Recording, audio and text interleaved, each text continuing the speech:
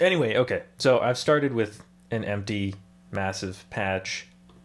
Right now, I've just got the like init saw square thing. I basically went in and turned the glide down to about 10 o'clock and then put the voicing to mono rotate, legato triller, put unison on 8, and then I have the pitch cut off like slightly, like ever so slightly, to give it a little bit of detune. Oh, and then pan position almost full. And then I've got low pass 4 here. Now, one thing with this this filter section, I like to keep it on series and then on mix 2 with this little slider here that basically routes it so it goes through the first filter 1 first and then filter 2 second. And I kind of like the double notch. I'm just trying to go for something with a little bit of movement right now.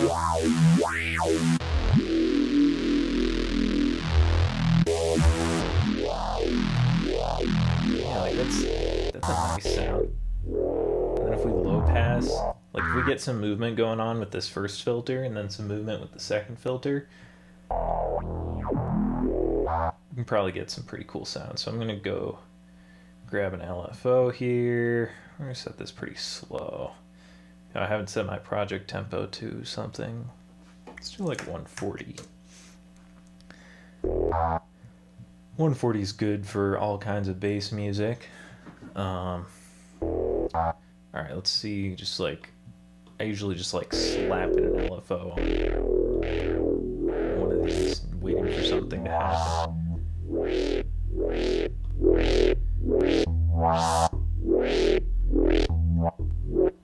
Okay, we're getting.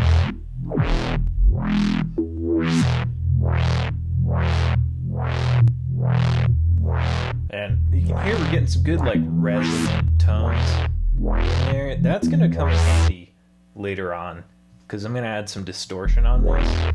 And like resonant tones plus distortion are like primo. Sounds so good. So this is the same LFO on both cutoff. I kind of like that, but I feel like I kind of want some more differentiated movement between the filters. So I'm going to put this on.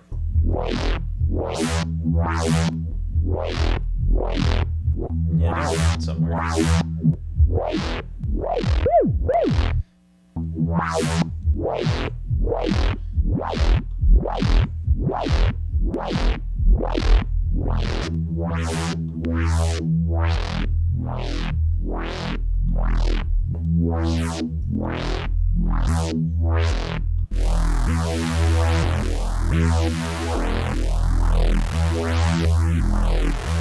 Yeah, and if you move them from between the series and parallel sliders, you can get a little bit of pass through, so it's not completely low pass. And then lower this a little bit.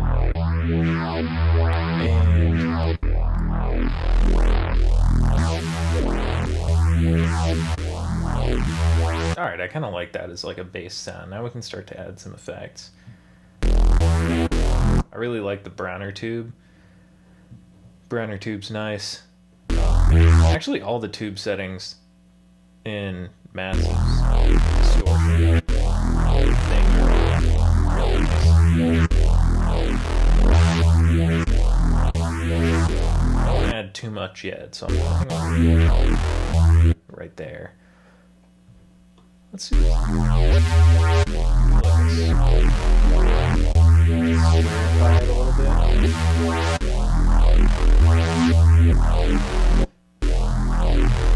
You know, sometimes I also like adding a little bit of a fifth in there, so I'm going to put this up 19 semitones.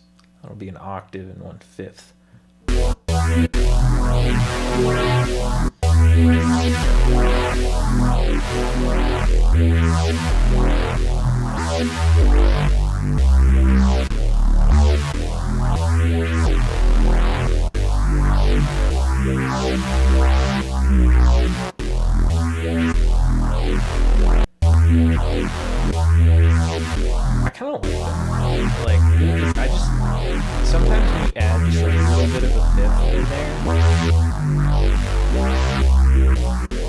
it's like more sonic content for your effects to pick up.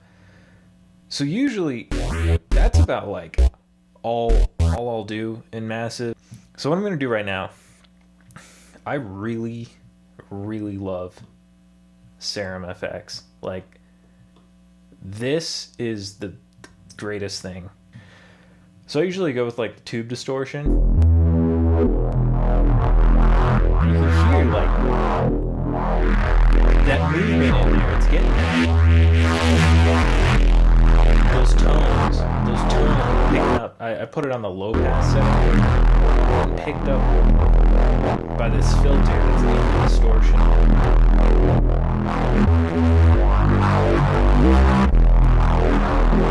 So you get like some real good tones. And then usually I just put the multi-band OTT compressor.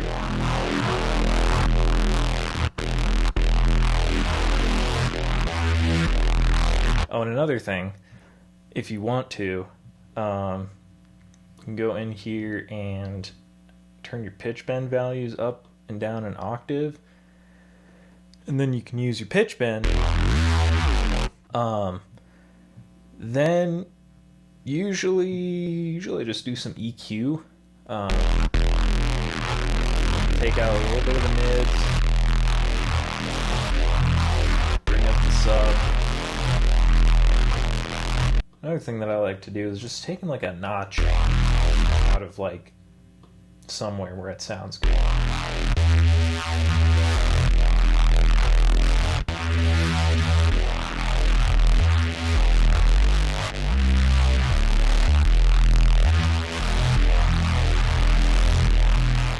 Maybe take a little bit down from 3K.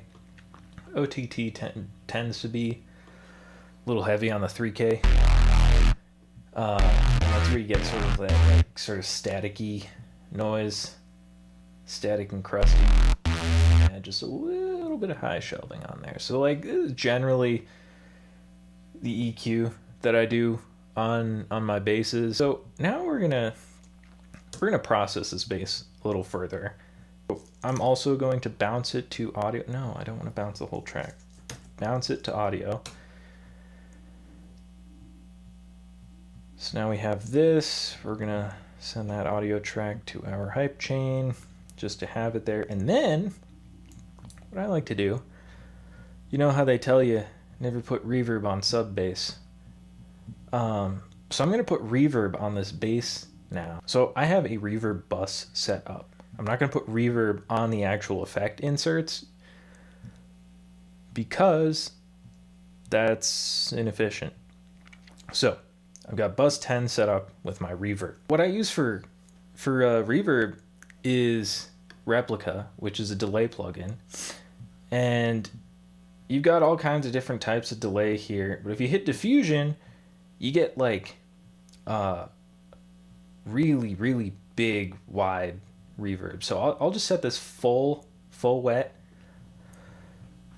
big size full wet, 0 millisecond delay time, because you just want it to be a reverb. You don't want it to like, you know, be sound, silence, and then reverb. So that's the settings I have on that. And the reason I have it on full wet is because it's sort of as if I'd be having it. I don't want to be sending any of the dry signal of this bass to my reverb channel, because I want my reverb channel to just be reverb. So this is going to bus 10. I'm going to set it to post fader. So if I turn down the volume of this channel, it's going to send a proportionally lower signal to the reverb channel. So if I had it on pre-fader, it would be, I could mute this and I would be still hearing the reverb from it. It would still send the reverb to my to the reverb channel. So I like to have it on post fader, so anything I change here changes how much the reverb is. And then also another thing, on this bus channel, I'm high passing the input at right around 200 hertz. So this reverb, I'm not going to be having to high pass the reverb. It's just getting a high pass signal already, which I don't know. I like that better because then I'm not changing the actual sound of the reverb. The reverb can breathe fully. I'm not EQing it. I'm not getting phasing issues or anything. So that's why I do that. EQ before the reverb. And now what I'm going to do is set up the reverb channel as its own track and then bounce just the reverb. I'm going to bounce that reverb. So now if we solo this, we can hear it's just going to be... So then I'm going to turn off the reverb send from the bass because we just want the bass to be dry. And then I'm probably going to mute the reverb for now, and then I'll see where we can add some interesting little fills and stuff. So we've got... I feel like on that 8th beat, we can add a little bit of a little like pull away, and then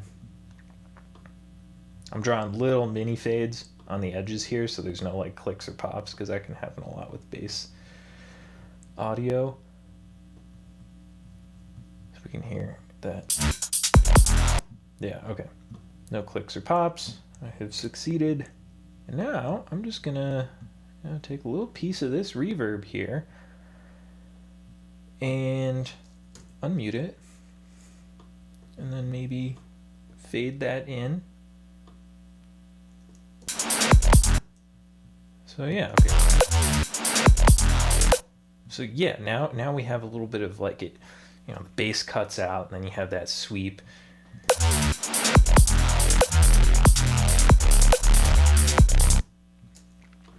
So yeah, I like doing that a lot. And then sometimes I'll even like compress the reverb. So you can, compressor I really like to use for that kind of stuff.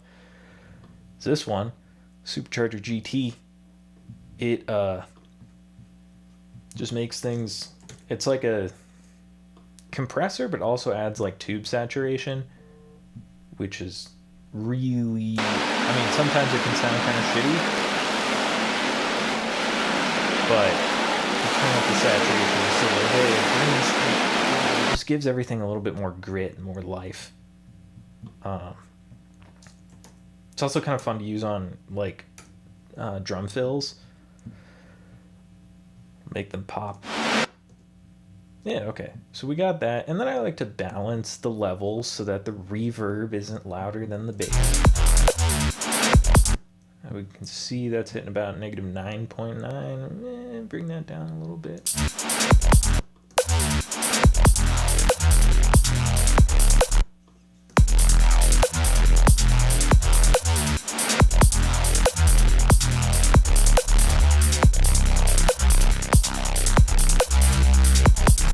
I think I'll also do a similar thing right here. Also do those little mini fades.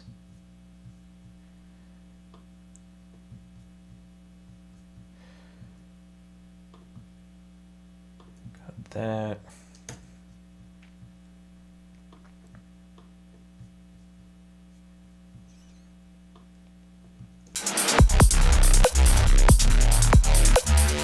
Yeah, let's make another bass. I'm gonna let's try something in Serum. Do something similar. I usually start with like a, you know, the init song. It's literally the best waveform in Serum. I hardly ever use anything else. Maybe add a little bit of detune.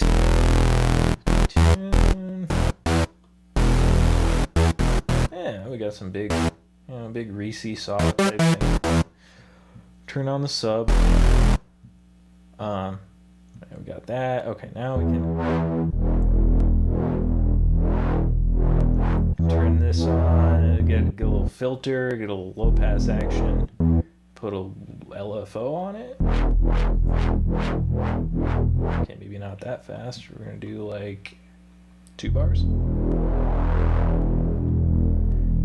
Mono, legato, a little bit of portamento. You know, actually, instead of like an LFO on this, I'm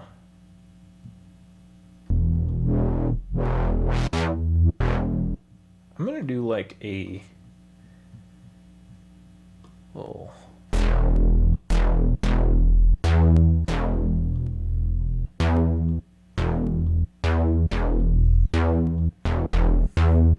Yeah, I'm also gonna add a fifth in there. So we're gonna go up 7 semitones and an octave.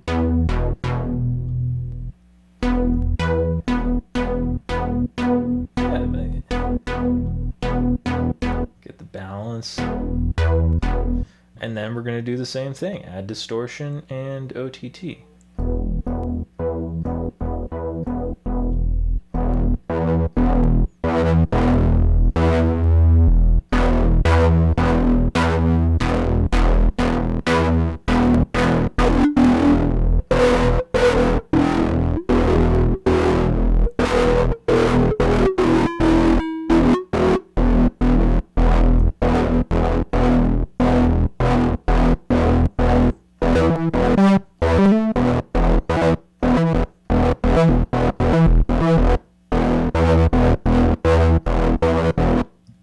I like that. I like the tones that are going on there.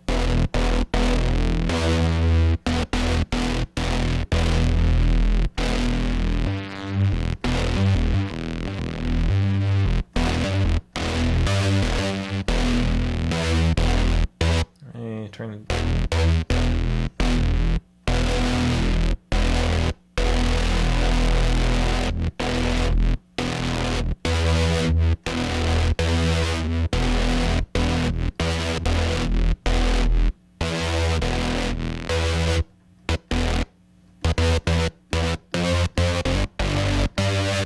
Yeah, I really like those resonant tones that are going on. We're gonna add a little EQ. But I think that's hitting around 500 hertz. That like that resonant. I'm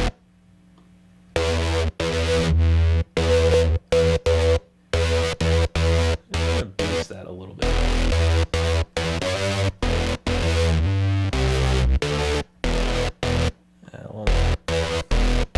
Bass, take down 3K a little bit. I'm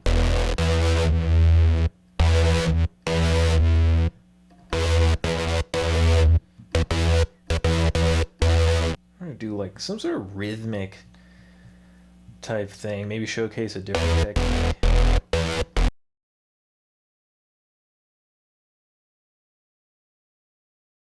We're gonna process this a little bit more. Actually, delete that. New audio track.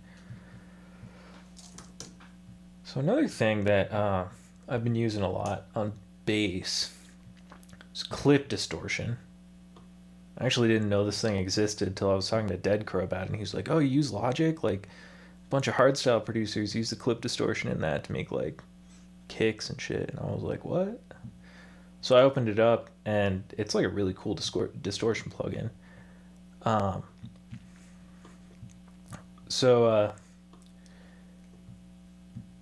Yeah, this no low pass. I'm just gonna add more distortion to it.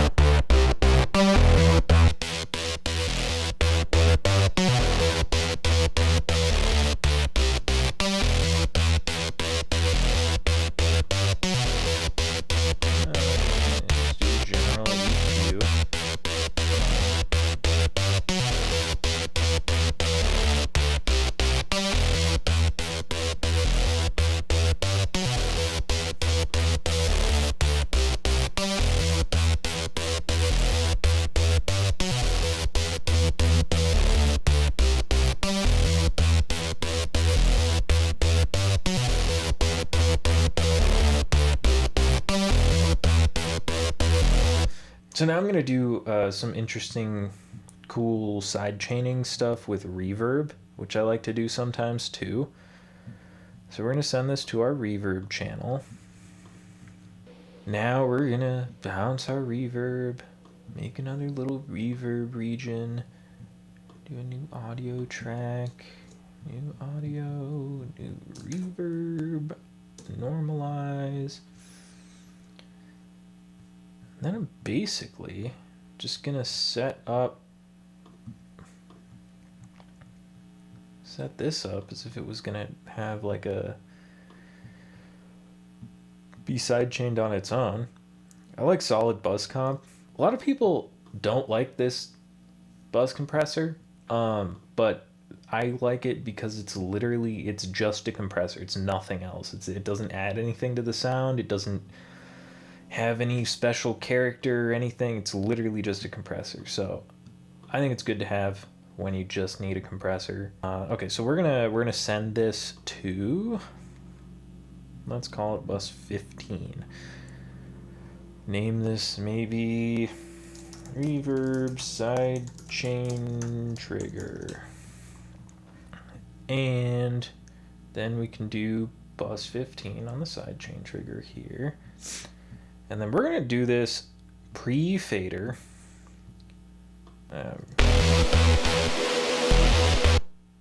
Why is that? Oh, wait a minute. What is going on? Oh, that's why. I have to click the sidechain button. There we go. So now it cuts out the reverb every time the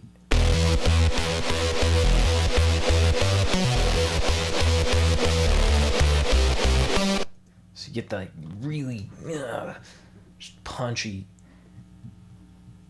reverb bass action. So okay, basically what I'm gonna do right now is I'm gonna like write a little melody line, and then we are going to take the reverb from that and turn that into an atmosphere. And then we could like make that like an intro or something if we wanted to use it for that. So yeah, I'll just, write a little cheesy bass line here.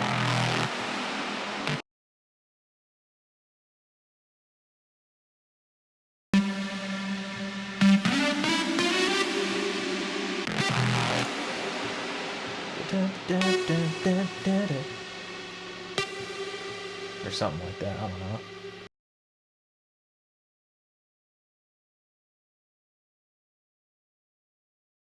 With the skills that I have.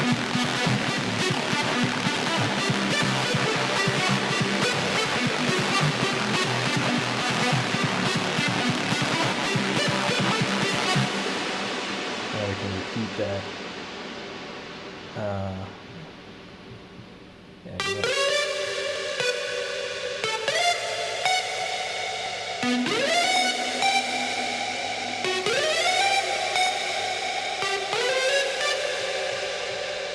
Alright, yeah, just cheesy whatever hard.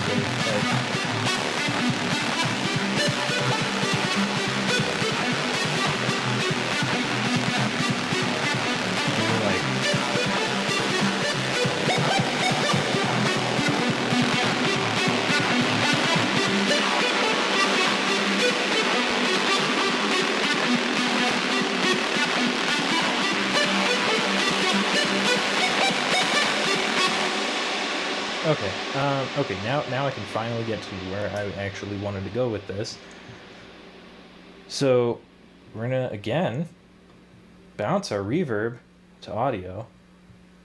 Actually, I'm gonna do 2 cycles of this just in case I want to use because the reverb takes a second to really bloom. So we're gonna bounce that reverb.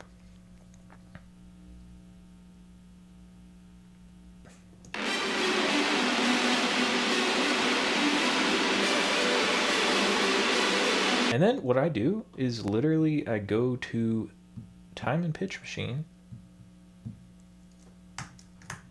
have the speed, have the pitch, process and paste. But like now you have like some like cool crusty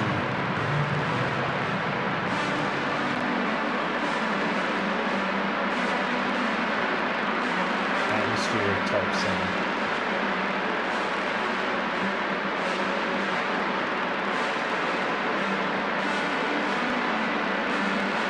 So like yeah, now you have like a real wide whoops, I wanted to cut that. Real wide, big pad type granular sounding thing that's really strange. Another cool thing, I'll show you guys.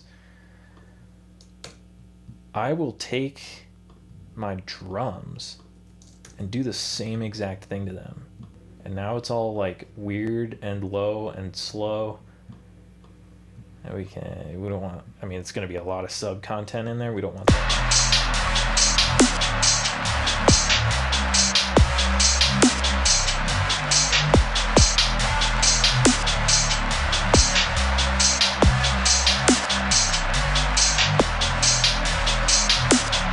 Add some delay.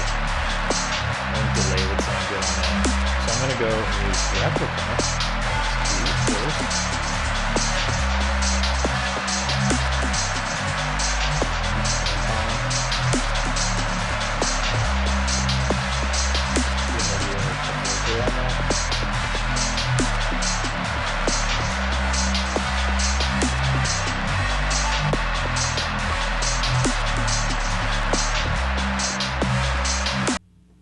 If you want cool risers that like aren't from a sample pack or something, this is how you make them.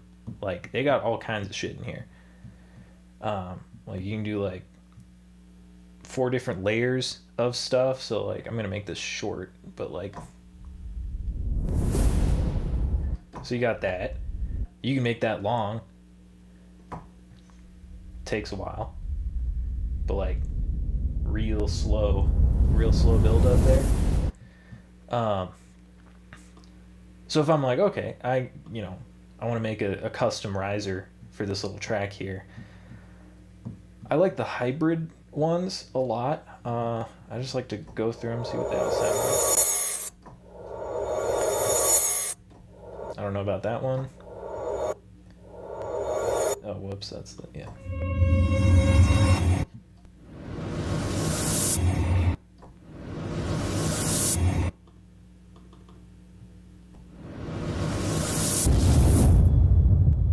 I mean, we don't, since it's a riser, we don't want an impact on the end. So it's just going to be that.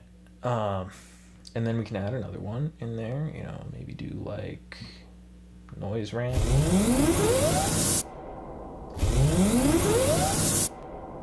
I kind of like that it like swoops up. So yeah, if you just, put that on 30, it becomes instantly a riser. So just put that here, put that there, see where that is on the keyboard. Usually I want to leave a little bit of tail after the 30 minutes.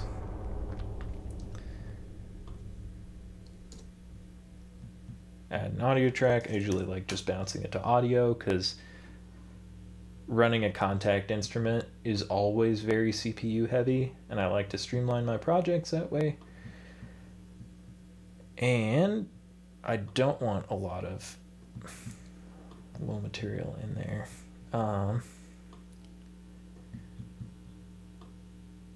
So, oops, I'm going to mute that.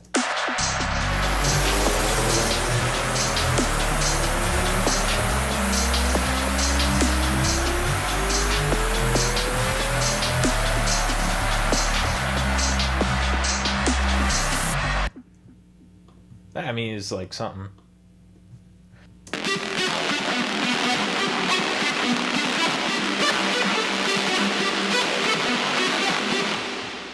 And like, you know, sometimes I'll be like, oh, I like that, but I feel like that lead could be a little bit more saturated.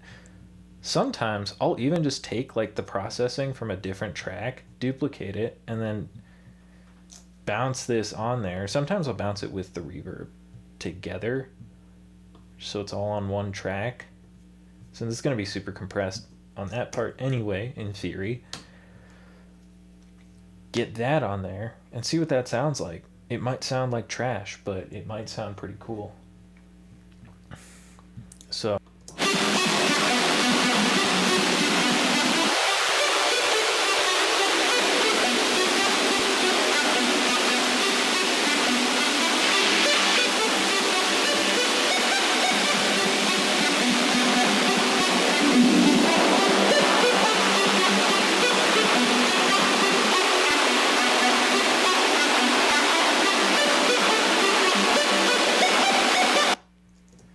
So like, yeah, I mean, that's got so much noise and stuff in there that it's already like, even with no bass line, no like anything else going on, it's already pretty like taking up like most of the space in the mix. So maybe let's see what it sounds like without the reverb on that track, because I feel like it might be a little bit too noisy. We're gonna call this passively. Yeah, it's a lot. Another thing that I like to do, like mixing wise, is like I said, I have that hype chain, but I like to do like atmosphere and effects that's happening in the drop to be sent to be bypassing that hype chain, so you have like all your basses and leads getting super compressed, but then like in the background you have like sweeps and reverb and everything going on that's like open and breathing and doesn't sound super compressed, and it's like, I don't know, it adds more depth and maturity to a track.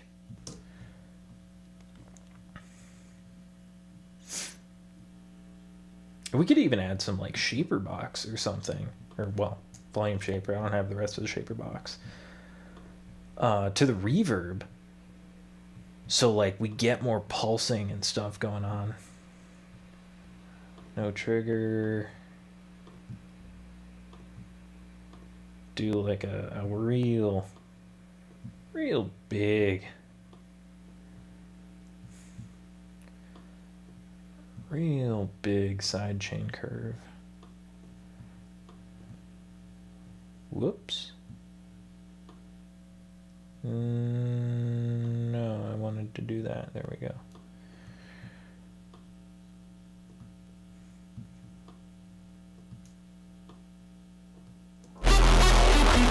Whoops. Turn off the reverb now.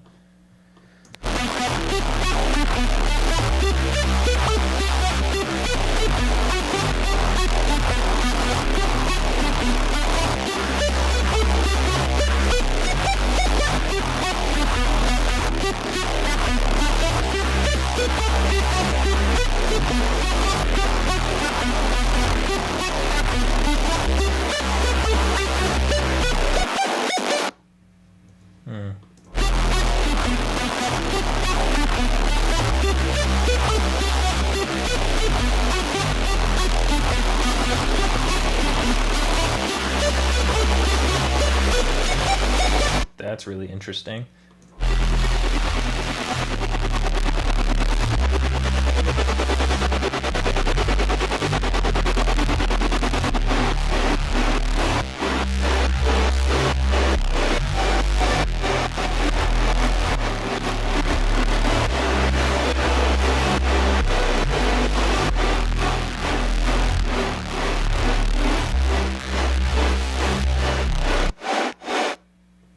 Maybe like that.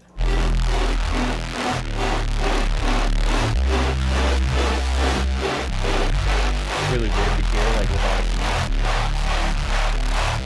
But maybe, yeah, just like pulsing noise in the background. That's like sort of, you know, it's not just white noise. It actually has sort of some of the tonal character of the lead in there, but it's mostly noise.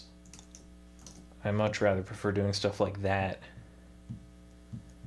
So you're sort of weaving all the elements of the track sort of into itself. Yeah.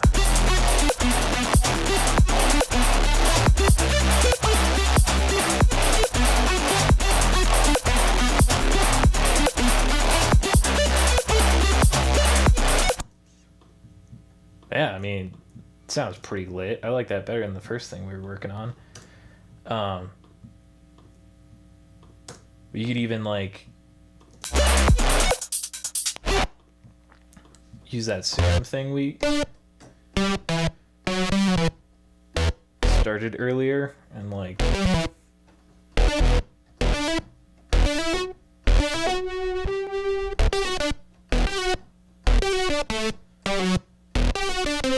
do some weird like arpeggiated down scale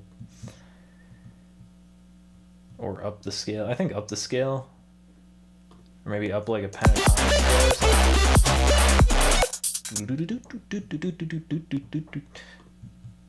Like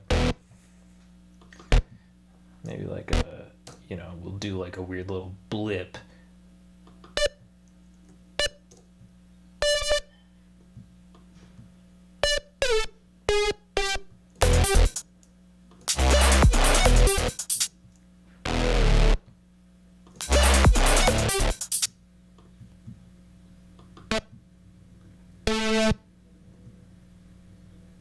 Wow, let's do it in 30-second notes. I kind of like doing that too.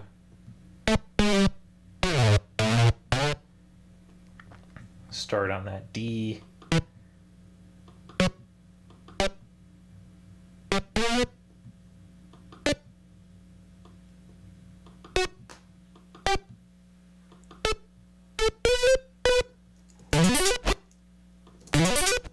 Yeah.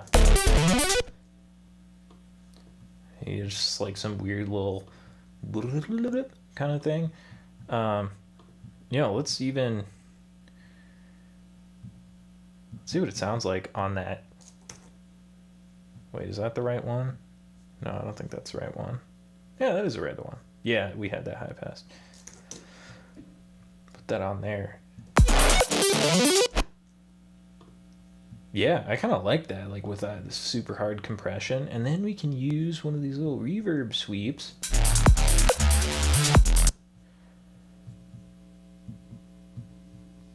Like this. Bring that up so we can see where it is in the mix.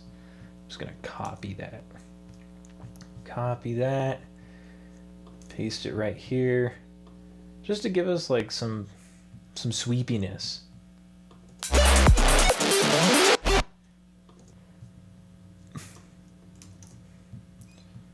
Yeah. Also, yeah, sometimes I like to, well, I'm going to do this over here. So I have, like, I just want to make like a little like reverb sweep of that G. I like that note. I think that's a good note to like lead into the drop. Like a little sweepy type thing. Is there a track? Probably try bouncing it onto that. And we're just gonna make that real short. Get rid of that. Turn that on. Turn the reverb on. Okay, then we're gonna select both of these. And what was that track? Which one was that? That was Reese Reverb 2. And we're gonna bounce that onto there. So we have, you know, this one little bip type thing. You know, maybe make that, what, 4 bars long? And we're just gonna reverse it. Now it's a sweep.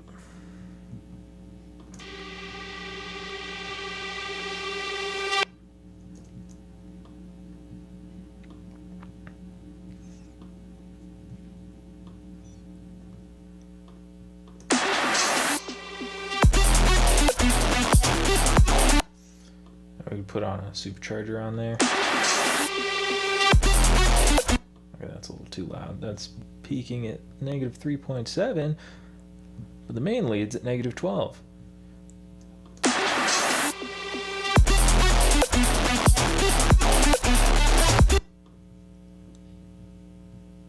Yeah.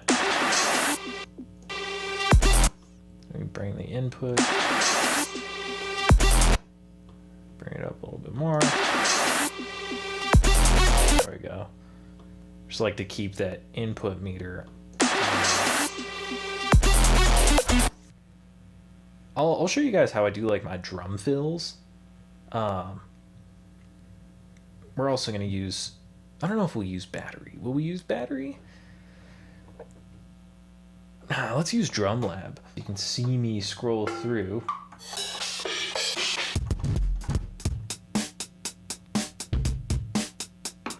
That's an interesting kit to start with. I'm just going to try to create some sort of, you know, thing with like, I don't know, toms or a couple snare rolls or something. So we...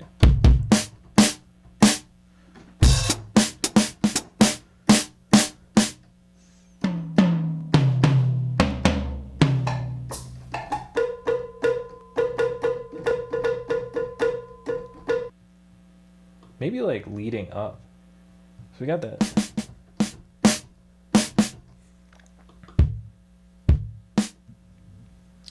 Use my velocity tool. We're gonna do 30-second notes. Whoop.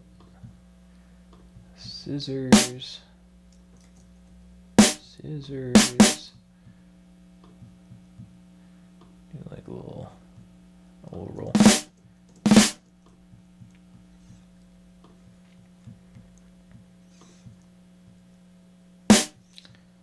Maybe play a little bit more with the velocities. This is another reason I really like doing my drums with MIDI, is because a lot of drum sequencers have velocity sensitive things with their drums, and you can't really do that when you're just using audio.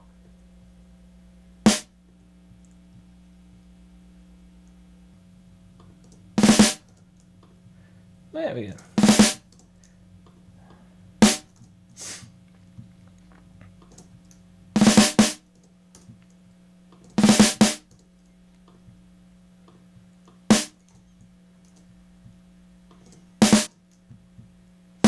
Yeah, some like, you know.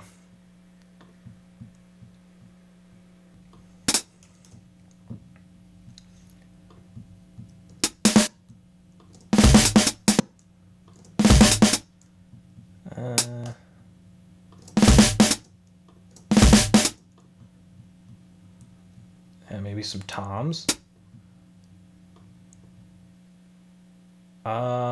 Yeah.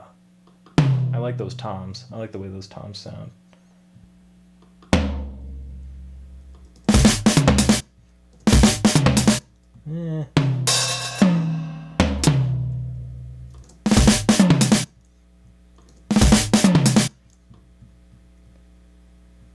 How does that sound in context? I think we can work with that. Another thing that I like to do for stuff like this is I'll put reverb on the channel. I won't even bother bussing it out. We'll go with, you know, diffusion, milliseconds, maybe a little bit. Yeah, that's like big enough. And then we're gonna do audio. Turn that on. And now we have something with like a lot of, you know, big material and stuff that we can. And it cuts off that reverb since I bounced it to audio. So that reverb just ends right there when the drop starts. So I'm just going to loop this for a sec.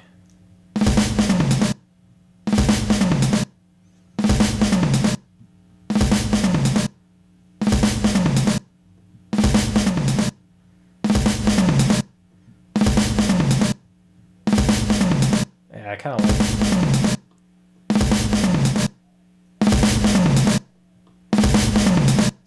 Yeah, it's nice when it's real compressed. You get that reverb in there. And then, yeah, we'll take out some of these low mids.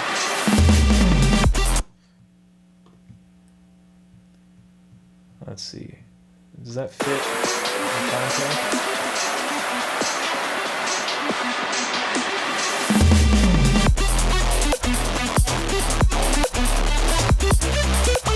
bring the volume down. But yeah, I like that. Actually, also, since we have this like this sub drop right here, that's a lot of low end material that we don't want those drums to be a part of. Alright, we can bring that down a little bit.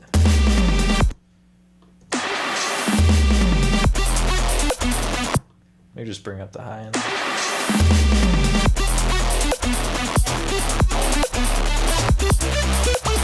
Alright. I think the last thing I'll show you guys how to do, or at least how I do it, we're gonna make a new massive track. Another thing I've been doing in track organization is realized in Logic you can do custom icons. So I've just uploaded a bunch of PNGs just to make my track, track view look cooler. Put the actual logos of the synths and stuff in there. So we're gonna do a new sound. We're gonna turn off the regular oscillators and we're gonna do like bright noise. I like that. Yeah, I'm gonna do like a weird little down sweep type thing. These are real easy to make. I don't even save these presets, like I just make a new one every time. I don't know if that's stupid, but I feel like it makes the track unique.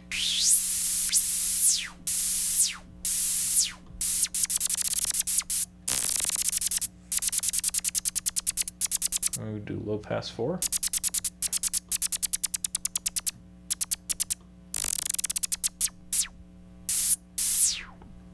If you want to make it real like lasery, you can just bump that resonance up, but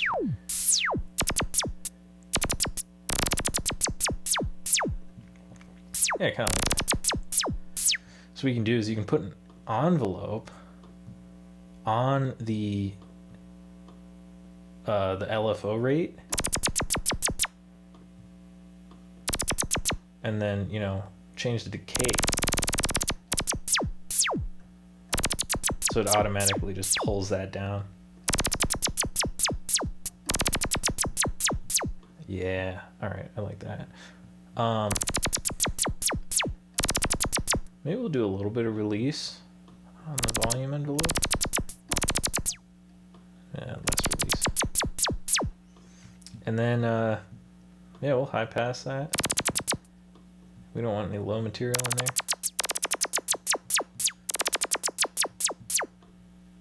And then send it to the reverb maybe.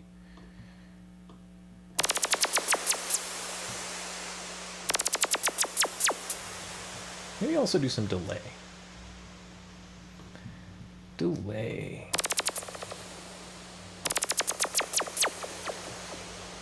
I'll do 3/16.